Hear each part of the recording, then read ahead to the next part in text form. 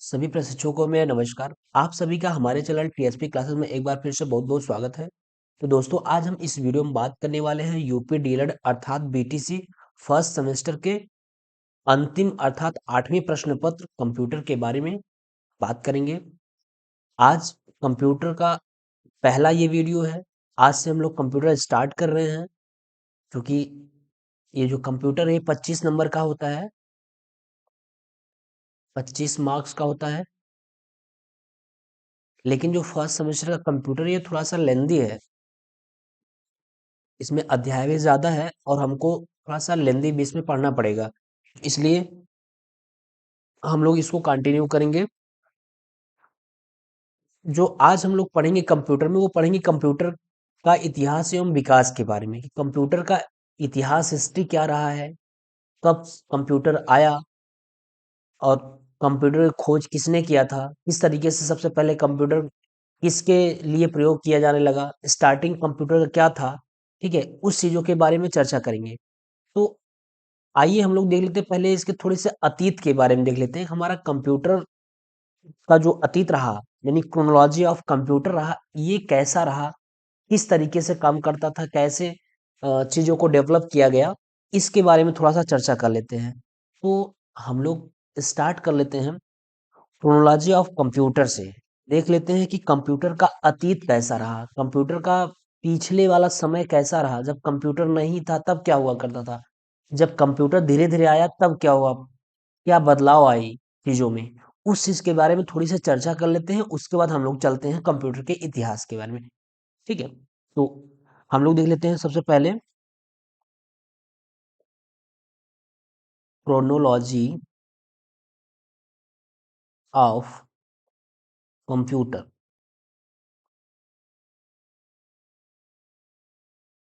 Chronology of computer, जिसको बोलते हैं कंप्यूटर का अतीत।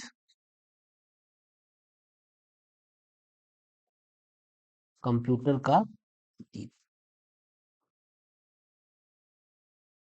ठीक, कंप्यूटर का अतीत। तो देखिए, कंप्यूटर के अतीत के बारे में आप एक कहावत सुने होंगे क्या, कि आवश्यकता आविष्कार की जननी होती है। क्या है? आवश्यकता जो होती है वो आविष्कार की क्या होती है, जननी होती है। आवश्यकता आविष्कार की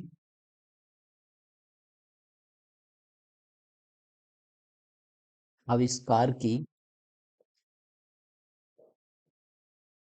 जननी होती है।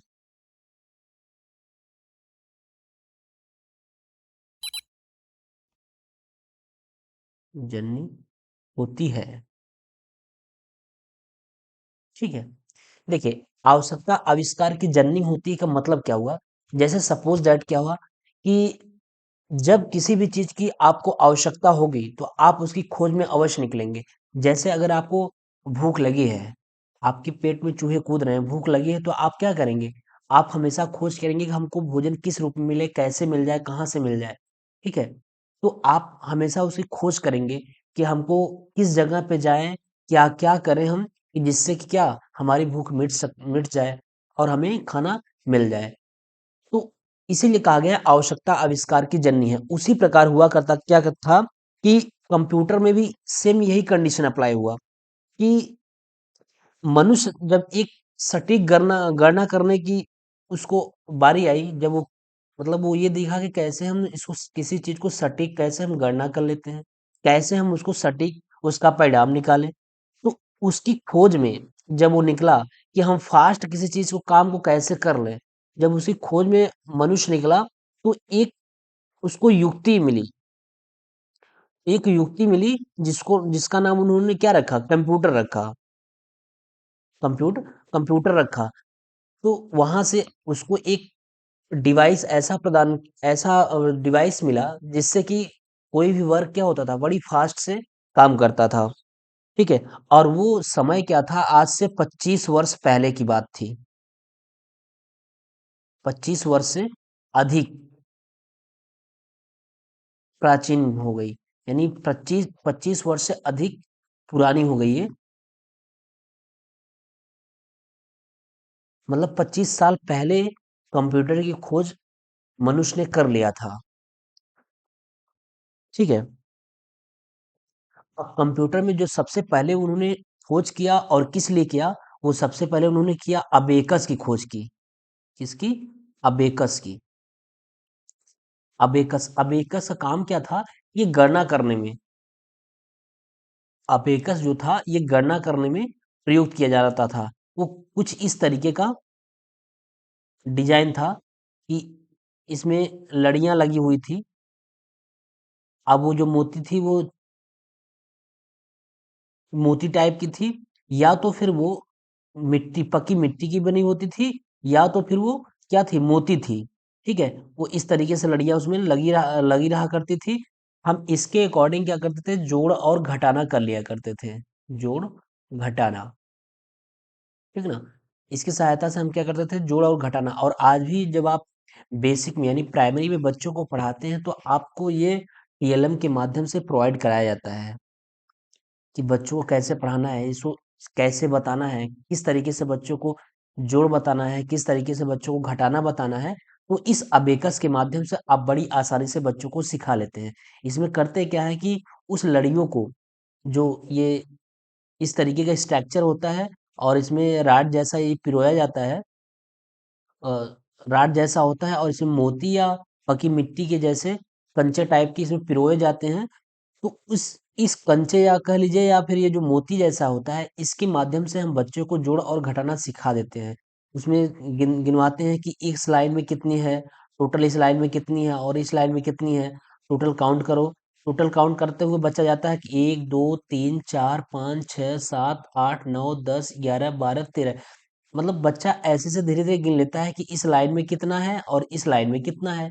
टोटल एक साथ बोल दो दोनों को, तो उससे बच्चा क्या सीख लेता है, जोड़ सीख लेता है। और इसी के माध्यम से हम बच्चे को घटाना भी सिखा देते हैं। ठीक है। तो हमारा क्रोनोलॉजी ऑफ कंप्यूटर यानी कंप्यूटर का जो अतीत रहा वो आवश्यकता आविष्कार की जननी थी। आवश्यकता आविष्कार की जननी का मतलब ये हुआ कि उस समय हमें किसी भी चीज को फास्ट करना था, जब किसी भी चीज को फास्ट करना था तो वो उस समय मनुष्य क्या किया, उसकी खोज करना स्टार्ट किया। जब खोज करना स्टार्ट किया तो धीरे धीरे उसको कंप्यूटर का ज्ञान हुआ। जब कंप्यूटर ज्ञान हुआ तो उसमें छोटी छोटी चीजों को वो समाहित करते हुए चला गया। सबसे पहले उन्होंने क्या किया, अबेकस को लाया। और अबेकस कहाँ की थी, ये चीन से निकली गई थी। अबेकस जो खोज हुई थी अबेकस की, ये चीन से खोज की गई थी 600 ईसा वर्ष, 600 ईसा पूर्व, ईसा पूर्व पहले ही अबेकस की खोज की गई थी। वो भी कहाँ से, चीन से। ठीक है। तो चलिए इसको हम देख लेते हैं। अब यहाँ से स्टार्ट करते हैं कि कंप्यूटर का इतिहास क्या रहा, हिस्ट्री ऑफ कंप्यूटर क्या रहा। तो कंप्यूटर की खोज व आविष्कार तथा सुधार का इतिहास आज से कब, लगभग 2500 वर्ष से 3000 वर्ष पुराना रहा है। जो कंप्यूटर की खोज और आविष्कार हुआ ये 2500 वर्ष पहले से 3000 वर्ष पहले तक का ये खोज पुराना रहा है। ठीक है। तो सबसे पहले किसका खोज किया गया, हमने बताया सबसे पहले आपके अबेकस का खोज किया गया। अबेकस का काम क्या था कि गणना करने की सर्वप्रथम युक्ति का आविष्कार अबेकस के रूप में हुई। इसका आविष्कार कहाँ से हुआ, चीन में। कहाँ हुआ, चीन में हुआ था। अबेकस को सोरोबान के नाम से भी जाना जाता है। इसको ध्यान रखिएगा कि अबेकस को किस नाम से जाना जाता है, अबेकस को सोरोबान के नाम से भी जाना जाता है। इसको हाईलाइट कर लीजिएगा कि अबेकस को हम किस नाम से जानते हैं, सोरोबान के नाम से भी जानते हैं। अबेकस का जो प्रयोग हुआ वो अंकों को जोड़ने, घटाने, गुणा व भाग जैसी गणनाएं करने में होता है। ठीक है। तो सबसे पहले हम जोड़ और घटाना सीखे, उसके बाद धीरे धीरे क्या करें, जब जोड़ और घटाना सीख लिए फिर उसके बाद क्या किए, उसकी सहायता से हम गुणा और भाग भी सीख लिए। ठीक है। तो अबेकस जो है, जैसे ये देखिए ये स्ट्रक्चर है ना, ये ये जो स्ट्रक्चर है, तो इसमें क्या होता है, अबेकस जो होता है तारों का एक ढांचा होता है। जो ये अबेकस है, ये इसमें जो लगे हुए हैं ये तार है, क्या है, तार है, तार। तारों का क्या होता है, एक ढांचा होता है। ठीक। ये तारों का एक ढांचा होता है। इन तारों में पक्की मिट्टी, जो हमने बताया ना कि ये जो ये होती है पक्की मिट्टी कह लीजिए, पक्की मिट्टी, या फिर क्या, पक्की मिट्टी या फिर मोती होती है, क्या होती है, या गोली मोती होती है, गोली मोती होती है। यानी अबेकस जो है ये तारों की एक ढांचा होती है और उस तारों में क्या होता है, पक्की मिट्टी या गोली गोली जो मोती होती है, उसी को क्या कर दिया जाता है, पिरोया जाता है, उसमें डाल दिया जाता है। ठीक है, प्लास्टिक की होती है जो गोली होती है, किसी होती है, प्लास्टिक की होती है, प्लास्टिक की गोली होती है। तो अबेकस का जो प्रयोग हुआ वो किस लिए हुआ, अंकों को जोड़ने में, घटाने में, गुणा करने में, व भाग जैसी गणनाएं करने में इसका प्रयोग किया जाने लगा। तो गणना करने के लिए अबेकस की इन जो मोतियां होती हैं, इन्हें बिट्स कहते हैं। जो ये मोती होती है इसे क्या कहते हैं, बिट्स। इसे हम क्या कहते हैं, बिट्स कहते हैं। जो ये मोती है, जो गोली मोती है, प्लास्टिक की जो गोली मोती है, इसको किस नाम से जानते हैं, बिट्स के नाम से जानते हैं।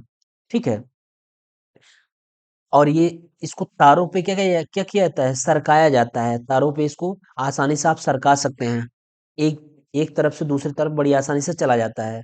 ठीक है, तो इसी के माध्यम से हम जोड़, घटाना, गुणा व भाग को सीख लिए। ठीक है, तो अब अबेकस को आप समझ गए होंगे कि अबेकस जो होता है ये तारों की एक आपकी तारों की एक ढांचा होती है, और इसमें इस तारों में क्या होता है, पक्की मिट्टी अथवा गोली मोती जो कि प्लास्टिक की बनी होती है, इसमें क्या किया जाता है, पिरोया जाता है, और उस गोली मोती को हम क्या कहते हैं, बिट्स कहते हैं। और ये जो बिट्स हैं ये तारों में बड़ी आसानी से एक तरफ से दूसरे की तरफ क्या होते हैं, सरकते रहते हैं, और इसी के माध्यम से हम क्या करते हैं, जोड़, घटाना, गुणा व भाग को सीख लेते हैं। ठीक है, चलिए अगला देखिए, ब्लेज पास्कल है। अगला क्या है, ब्लेज पास्कल। ब्लेज पास्कल के पहले भी एक चीजें बनी थी जिसको जॉन नेपियर की हड्डी कहा जाता था। ये जो ब्लेज पास्कल है ना, इसके पहले भी एक बनी थी जिसको हम जॉन नेपियर की हड्डी कहते हैं। वो थोड़ा सा प्रश्न आता नहीं है, बहुत कम आता मान चलिए कि वो आता नहीं है प्रश्न आपके एग्जाम में, तो इसलिए उसको छोड़ दिया गया है। लेकिन हम एक बार बता देना चाहते हैं कि जॉन नेपियर की जो हड्डी थी, यहाँ थोड़ा सा देख लीजिए, यहाँ आइए, जॉन नेपियर की हड्डी, जॉन नेपियर की हड्डी क्यों कहते थे उसको, जॉन नेपियर की हड्डी। जॉन नेपियर की जो हड्डी थी, इस यंत्र का जो आविष्कार था वो 17वीं शताब्दी में हो गया था। कब, 17वीं शताब्दी में इसका आविष्कार जो है ये 17वीं शताब्दी में कर दिया गया था। इसे कार्डबोर्ड मल्टीप्लिकेशन कैलकुलेटर कहते थे। जो ये जॉन नेपियर की हड्डी थी, ये कैलकुलेटर की तरह काम करता था। ठीक है, यानी ये किसी तरह काम करता था, कैलकुलेटर की तरह, कैलकुलेटर, है ना, ये कैलकुलेटर की तरह काम करता था। ठीक है,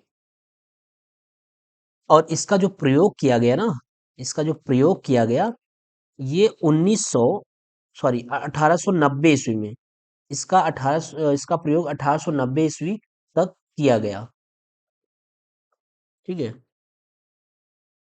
तो बस इतना ही जानना है आपको। जॉन नेपियर की हड्डी जो होती है, इसका प्रयोग ये 1700 शताब्दी में इसको खोज किया गया, और इसका जो प्रयोग होता था, जॉन नेपियर की हड्डी, ये कैलकुलेटर की तरह प्रयोग किया जाता कैलकुलेटर की तरह प्रयोग किया जाता था। और इसका जब प्रयोग, ये कब प्रयोग किया गया, 1890 ईस्वी तक ये प्रयोग किया गया। इसके बाद आता है पास्कलाइन। इसके बाद आता है पास्कलाइन। अब पास्कलाइन देख लीजिए, ब्लेज पास्कलाइन, ब्लेज पास्कल से ब्लेज पास्कलाइन बना। ब्लेज पास्कल क्या था, कि 17वीं शताब्दी में फ्रांस के गणितज्ञ ब्लेज पास्कल ने, यानी 17वीं शताब्दी के जस्ट तुरंत बाद, उसी शताब्दी में ही पास्कल ने, एक वैज्ञानिक थे, उन्होंने अपना एक यंत्र खोजा। ठीक है, तो 17वीं शताब्दी में फ्रांस के, ये कहाँ के थे, फ्रांस के थे। जो ब्लेज पास्कल थे ये कहाँ के थे, फ्रांस के। फ्रांस के गणितज्ञ ब्लेज पास्कल ने एक यांत्रिक गणना करने का यंत्र बनाया। इस मशीन को एडिंग एडिंग मशीन कहा गया। यह सिर्फ जोड़ने व घटाने का कार्य करती थी। जो ब्लेच पास्कल की मशीन थी, इन्होंने 17वीं शताब्दी में इसकी खोज की, और ये गणितज्ञ जो ब्लेच पास्कल जी थे, ये गणितज्ञ थे, फादर ऑफ मैथ थे। गणितज्ञ थे। इन्होंने एक यांत्रिक गणना करने का यंत्र बनाया और इस मशीन का जो नाम रखा है वो रखा है एडिंग मशीन रखा है। ये केवल और केवल क्या काम करता था? जोड़ने और घटाने का, केवल जोड़ने व घटाने का कार्य करता था।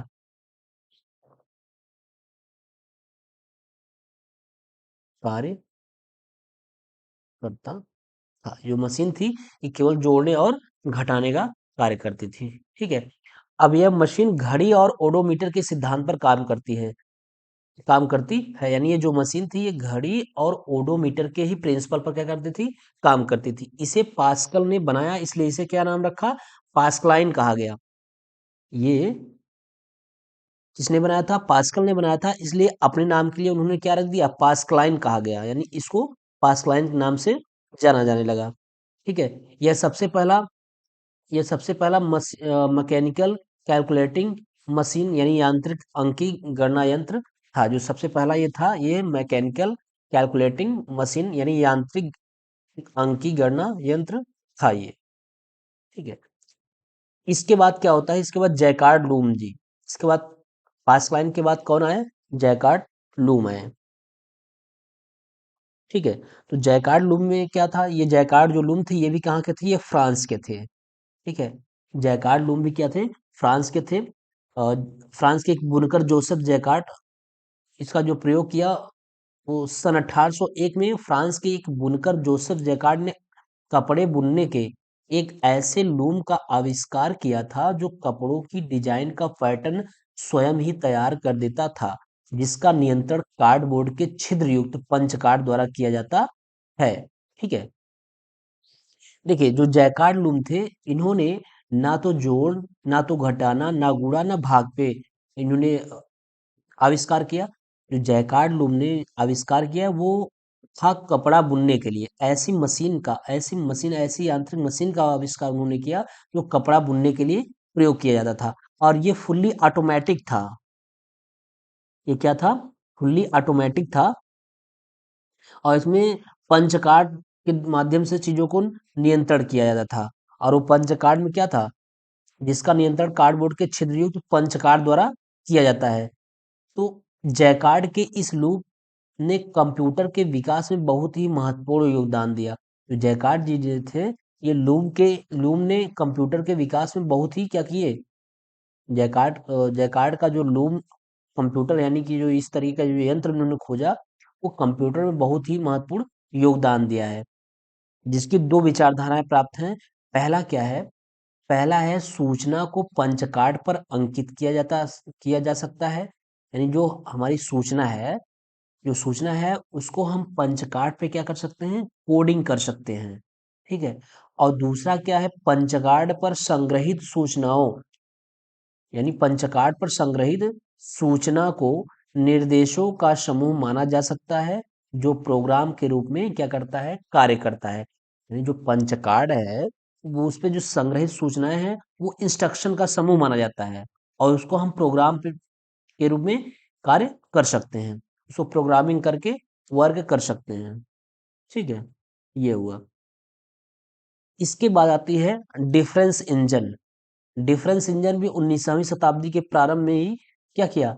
कैम्ब्रिज विश्वविद्यालय के गणितज्ञ के प्रोफेसर चार्ल्स वेबेज ने सन 1822 में डिफरेंस इंजन नामक गणना करने की एक यांत्रिक मशीन विकसित की।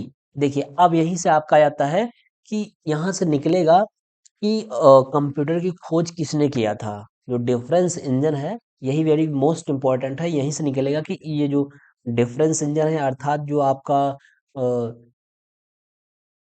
जो डिफरेंस इंजन गणना करने की जो यांत्रिक मशीन है, इसकी खोज किसने की और इसके माध्यम से और किस चीज की खोज कर दी गई, किस मॉडर्न में किस चीज की खोज कर दी गई।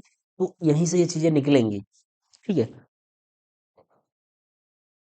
न्यूनतम मशीन विकसित की जिसमें हाथ से निर्मित साड़ियों में होने वाली त्रुटियों से छुटकारा पाया जा सके तथा विश्वसनीय साड़ियाँ उत्पन्न की जा सके। इस मशीन में गियर व सॉफ्ट लगे थे तथा यह भाप से चलती थी। देखिए, जो डिफरेंस इंजन है ना, इसके बारे में हम थोड़ा सा बताते हैं आपको।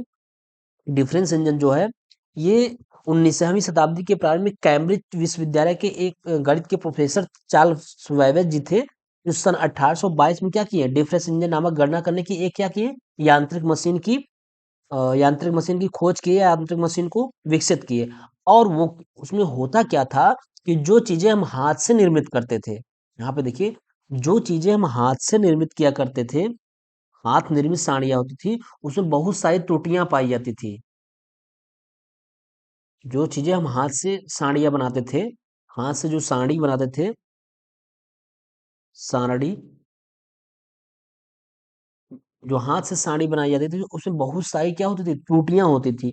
अब उसी त्रुटियों को दूर करने के लिए क्या किए, इस तरीके की मशीन बना दी गई। अब ये जो मशीन थी, ये गियर और शाफ्ट के माध्यम से चलती थी। इसके गियर और शाफ्ट के माध्यम से चलती थी, लगी रहती थी, उसी के माध्यम से चलती थी। और वो मशीन चलती किस चीज से थी, चलाया किससे जाता था, ईंधन के रूप में किसका प्रयोग करते थे, भाप का। यानी वो भाप से मशीन चलती थी और उस मशीन में गियर व शाफ्ट लगे थे। ठीक है, गियर व शाफ्ट लगे थे। अब उसके बाद क्या हुआ कि चार्ल्स वेवेज ने एक शक्तिशाली मशीन की पूरी रूपरेखा तैयार कर ली थी, जिसको क्या बोलते हैं, एनालिटिक, इसको बोलते हैं एनालिटिकल,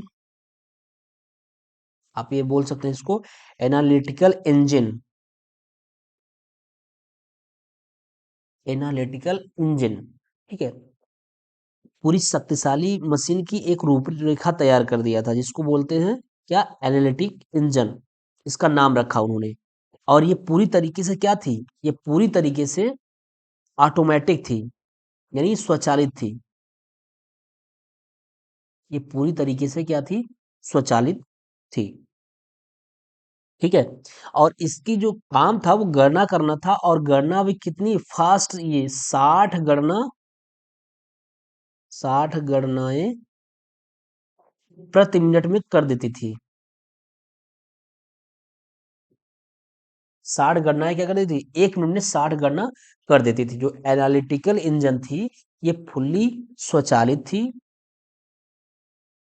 ये पूरी तरीके से स्वचालित थी, और इसका काम था गणना करना, और वो भी गणना, फास्ट गणना करना, यानी 1 मिनट में 60 गणनाएं आसानी से कर देती थी ये।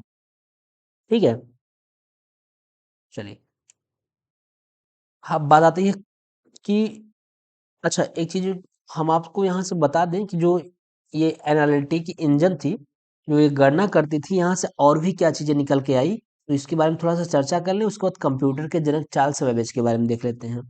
तो जो देखिए, यहाँ जो जो इसकी स्पीड थी, वो 60 गणनाएं प्रति मिनट में कर देती थी, और यह पंच कार्डों पर क्या होती थी, संग्रहित निर्देशों के समूह के द्वारा इसको निर्देश होकर के कार्य करती थी ये। ठीक है, और यह मशीन क्या थी, आपको बताया गया कि मशीन स्वचालित रूप से परिणाम भी छाप सकती थी, कि इसका रिजल्ट क्या है, ये चीजें उसको करने में आसानी थी, मशीन बड़ी आसानी से इसको कर देता था। ठीक है, लेकिन हुआ ये कि दुर्भाग्यवश चार्ल्स बेबेज इस मशीन की रूपरेखा के अनुरूप एक वास्तविक मशीन का निर्माण नहीं कर पाए। जो चार्ल्स बेबेज जी थे, जो वो चाहते थे, वो उसका वास्तविक मशीन का निर्माण नहीं कर पाए। लेकिन ये जो मशीन है, ये जो एनालिटिक इंजन है, ये वाली, यानी वो एक अच्छी रूपरेखा देना चाहते थे, लेकिन अच्छी रूपरेखा जब नहीं दे पाए, तो बाद में हुआ क्या कि जो हमारा मॉडर्न कंप्यूटर आया, कौन सा, मॉडर्न कंप्यूटर जो आया, मॉडर्न कंप्यूटर आया, इसमें इसी एनालिटिक इंजन का ही प्रयोग किया गया। जो हमारा मॉडर्न कंप्यूटर आया, यानी आधुनिक कंप्यूटर आया, आधुनिक आधुनिक कंप्यूटर, जो हमारा आधुनिक कंप्यूटर आया, उसमें एनालिटिक इंजन का ही प्रयोग किया गया। इसी कारण से ही हम चार्ल्स बेबेज को क्या बोलते हैं, कंप्यूटर का जनक कहते हैं, फादर ऑफ कंप्यूटर कहते हैं। चार्ल्स बेबेज क्या कहते हैं, father of father of computer, और फादर ऑफ कंप्यूटर। तो आपसे ये चीज पूछा जा सकता है कि बताइए, चार्ल्स बेबेज को फादर ऑफ कंप्यूटर क्यों कहते हैं, तो आप इसको इस तरीके से कह सकते हैं कि जो एनालिटिक इंजन था, जो उन्होंने एनालिटिक इंजन का एक रूपरेखा तैयार किया था, वो उसका एक वास्तविक मशीन का निर्माण, उसी के माध्यम से एक वास्तविक मशीन का निर्माण नहीं कर पाए, लेकिन जो हमारा आधुनिक कंप्यूटर आया उसमें एनालिटिक इंजन का ही प्रयोग किया गया।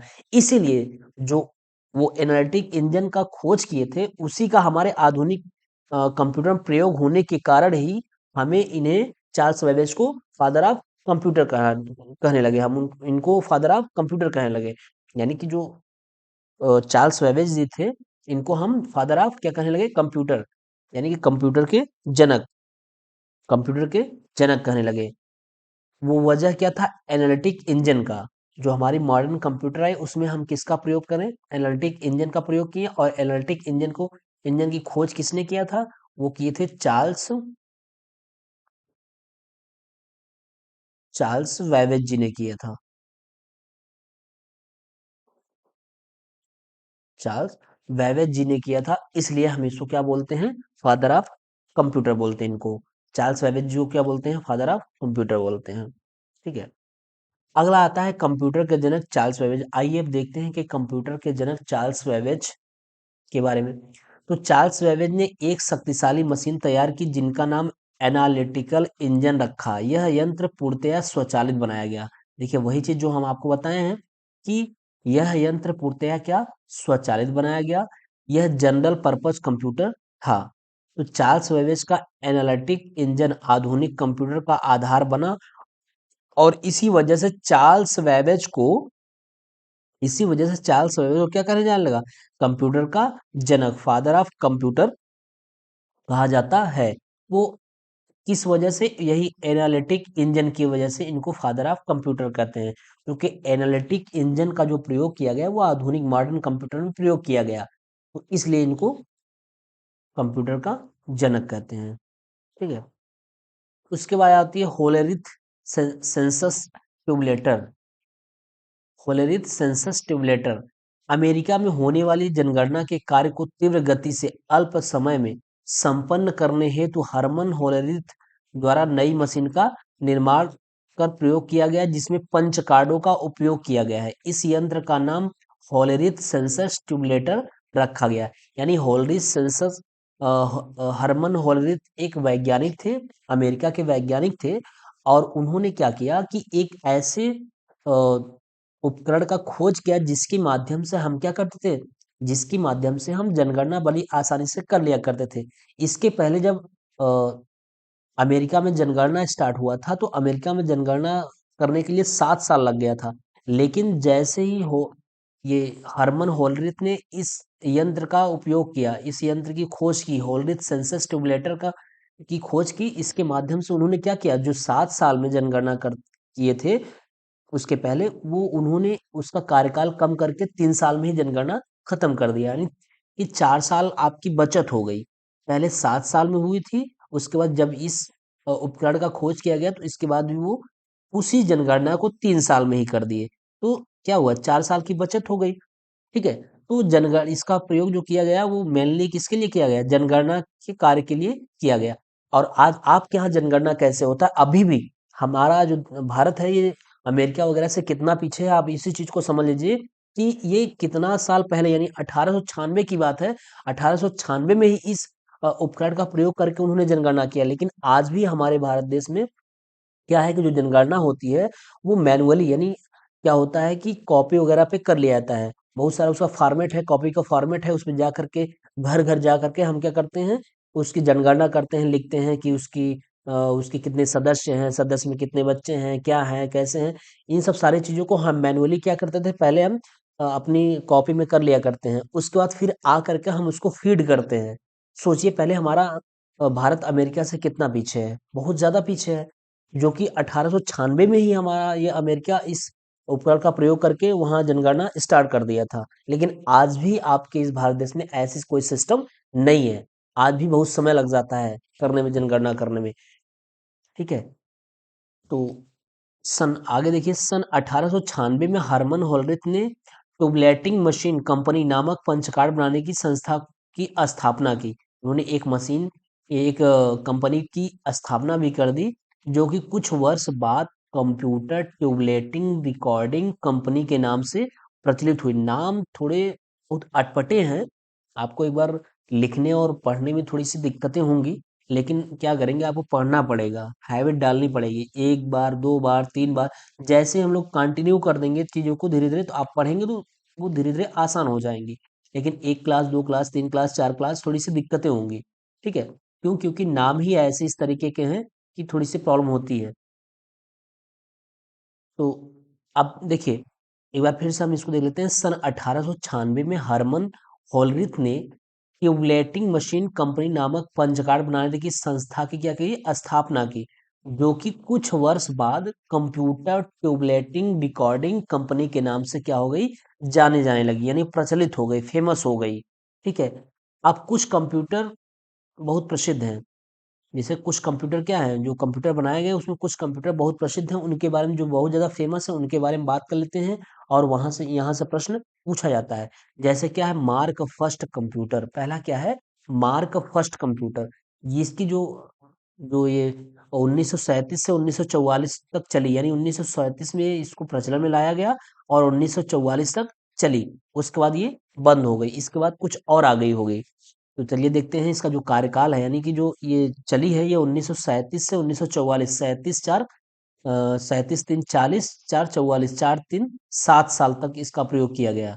कई वर्ष तक? 7 वर्ष तक, 7 वर्ष तक इस कंप्यूटर का प्रयोग किया गया है। तो देखिए क्या है, यह विश्व का सबसे पहला विद्युत यांत्रिक कंप्यूटर था। विश्व का सबसे पहला विद्युत यांत्रिक कंप्यूटर कौन था? Mark first computer. ठीक है, इसको याद रखिएगा। यह कंप्यूटर बनावट में अधिक जटिल व आकार में बहुत बड़ा था। यानी क्या, बनावट में बहुत जटिल था, हार्ड था, और आकार बहुत बड़ा था। ये सब कंप्यूटर एक कमरे के बराबर कंप्यूटर हुआ करते थे उस समय के कंप्यूटर। ठीक है, तो देखिए पहले दिमाग, मनुष्य कितनी दिमाग लगा लगा के आज क्या है, आप बैग में लेके कंप्यूटर घुमा करते हैं। और इसके पहले क्या हुआ करता था कि वो जो कंप्यूटर था वो एक जगह फिक्स हुआ करता था, वो एक कमरे के बराबर का कंप्यूटर हुआ करता था। ठीक है, तो अमेरिका अमेरिका कितना आगे है, सोचिए कितना दिमाग उसके पास है, जो चीजों को बना करके आज बिल्कुल आप अपने जेब में लेके चलते हैं, और अपने बैग में लेके चलते हैं। ये सब देन है उन सब की। यह कंप्यूटर बनावट में अधिक जटिल व आकार में बहुत बड़ा था। यह लगभग 50 फुट लंबा, सोचिए कितना, 50 फुट लंबा व 8 फुट ऊंचा था। 50 फुट लंबा और 8 फुट ऊंचा। आपका जो छत होता है वो 10 फुट की ऊंचाई का होता है। सोचिए, जो आपका जो छत बनता है, घर का छत बनता है, उसकी ऊंचाई, हाइट कितनी होती है? उसकी हाइट, स्टैंडर्ड हाइट कितनी होती है? 10 फीट होती है। और उस समय का जो कंप्यूटर की हाइट थी कितनी थी? 8 फीट, यानी आपके छत से 2 फीट नीचे। लेकिन इसकी जो लंबाई थी वो कितनी थी? 50 फीट थी। सोचिए 50 फीट कितना होता है, कितनी ये लंबी चौड़ी कंप्यूटर थी। ठीक है, 50 फीट लंबा व 8 फीट क्या हुआ, ऊंचा था। इसमें लगभग 3,000 से भी अधिक विद्युत स्विच थे। यानी इतने ज्यादा इसमें स्विच थे, इलेक्ट्रिक स्विच इतने ज्यादा थे कि मतलब लगभग कितने थे, लगभग 3,000, लगभग कितने थे, 3,000 से भी अधिक स्विच थे। अब आदमी कंफ्यूज हो जाएगा, कौन से कैसे किस चीज के लिए है, कैसे है, क्योंकि 3,000 स्विच बहुत होता है, कौन सा स्विच किस प्रोग्राम के लिए है, ये थोड़ा सा डिफाइन करना बड़ा क्रिटिकल था। तो कहीं ना कहीं कुछ ना कुछ तो दिमाग लगाए होंगे उसको समझने के लिए। ठीक है, तो जिनकी सहायता से जोड़, घटाना, गुणा व भाग आदि क्रियाएं होती थी। किसकी सहायता से? इस 3,000 स्विचों की सहायता से जोड़, घटाना, गुणा, भाग, बहुत सारी और भी क्रियाएं हैं, उसके माध्यम से होती थी। ठीक है, इसका निर्माण किसने किया था? हार्वर्ड विश्वविद्यालय के डॉक्टर हार्वर्ड एकिन ने किया था। याद रखिएगा, जो विश्व का पहला कंप्यूटर था, विश्व का पहला कंप्यूटर कौन? Mark first. क्या? Mark first computer. Mark first computer, इसकी खोज किसने की थी? इसे खोज हार्वर्ड विश्वविद्यालय के एक प्रोफेसर जी थे, डॉक्टर हार्वर्ड एकिन ने इसकी खोज की थी। ठीक है, इसको याद रखिएगा। डॉक्टर हार्वर्ड एकिन ने की थी। इसका आधिकारिक आधिकारिक नाम क्या है? Automatic sequence control calculator. क्या है आधिकारिक नाम? क्या है? ऑटोमेटिक सीक्वेंस कंट्रोल कैलकुलेटर रखा गया। बाद में इस यंत्र का नाम मार्क फर्स्ट रख दिया गया। इतना बड़ा नाम होने के कारण उसको शार्ट करके क्या रख दिया गया? Mark first. ठीक है।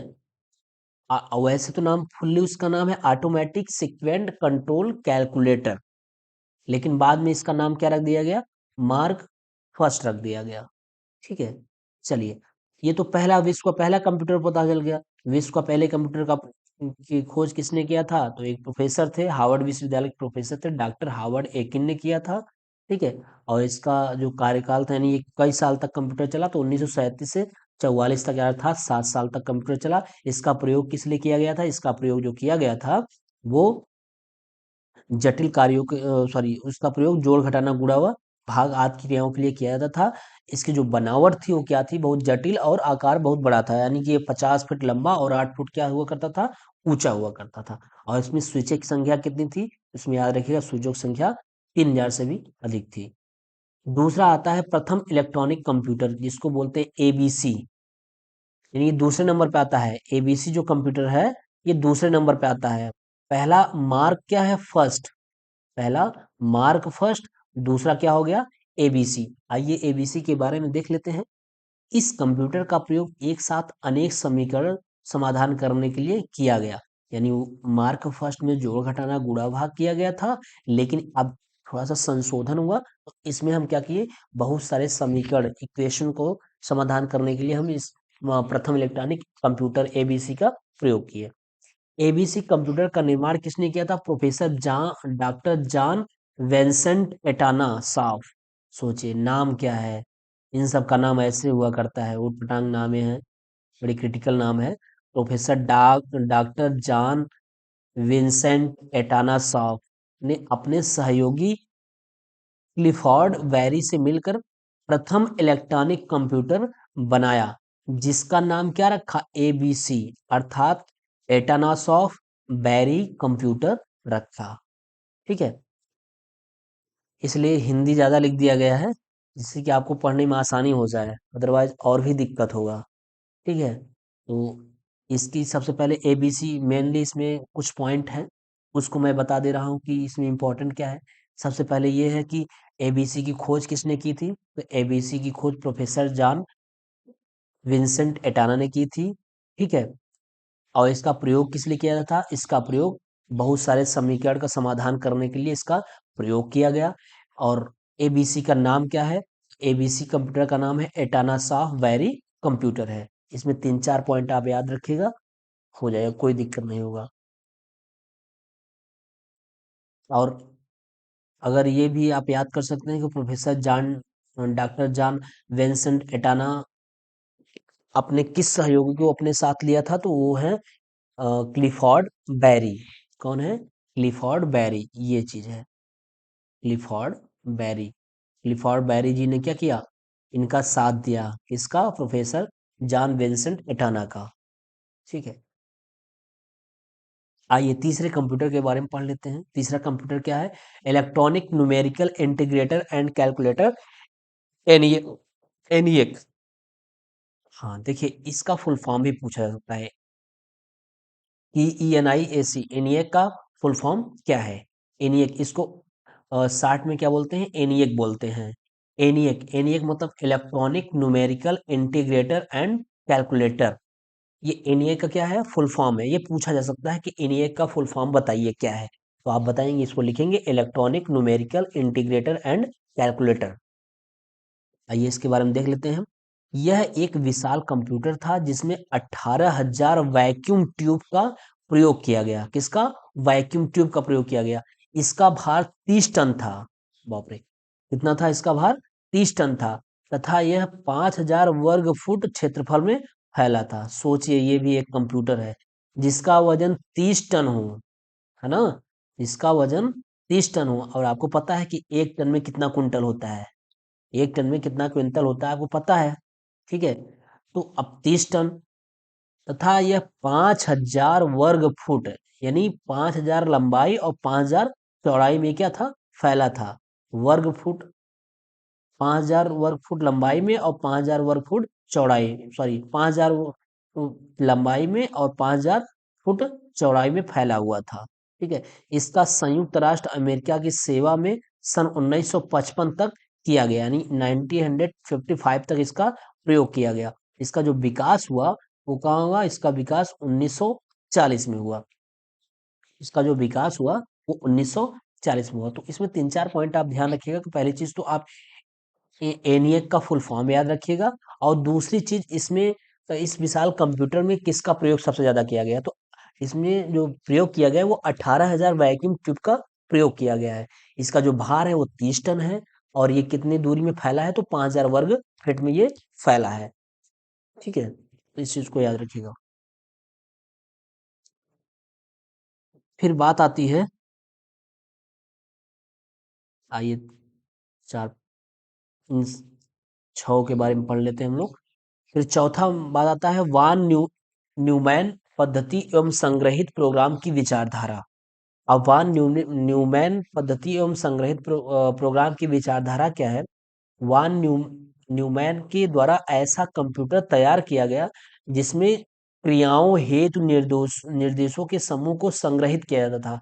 क्या किया जाता था, निर्देशों, ग्रुप ऑफ इंस्ट्रक्शन को क्या करते थे, हम कलेक्ट करते थे। इसके बाद नई क्रिया हेतु नया निर्देश समूह अर्थात प्रोग्राम संग्रहित किया जा सकता था। ठीक है। इसका जो विकास हुआ वो 1946 में हुआ। जो वान न्यूमैन पद्धति एवं संग्रहित प्रोग्राम की जो विचारधारा से जो कंप्यूटर तैयार किया गया, उसका जो आविष्कार वो 1946 यानी 1946 में किया गया। ठीक है। पांचवा नंबर क्या है, electronic discrete variable automatic computer, यानी इडुएक। क्या, EDVAC, electronic discrete variable automatic computer. इसका भी फुल फॉर्म आप याद रखिएगा, ध्यान रखिएगा फुल फॉर्म इसका क्या है। ठीक है। और यहाँ पूछा गया है कि एडवेक का फुल फॉर्म क्या होता है, तो ये electronic descriptive variable automatic computer. सन 1950 में वान न्यूमैन ने एडवेक का विकास किया, जिसमें अंकगणितीय क्रियाओं हेतु द्विअंकी, यानी क्या, बाइनरी अंक प्रणाली का प्रयोग किया गया है। यानी अब यहाँ से क्या स्टार्ट हो रहा है, अब यहाँ से विकास स्टार्ट हो रहा है, इसका असली विकास यहाँ से स्टार्ट हो रहा है।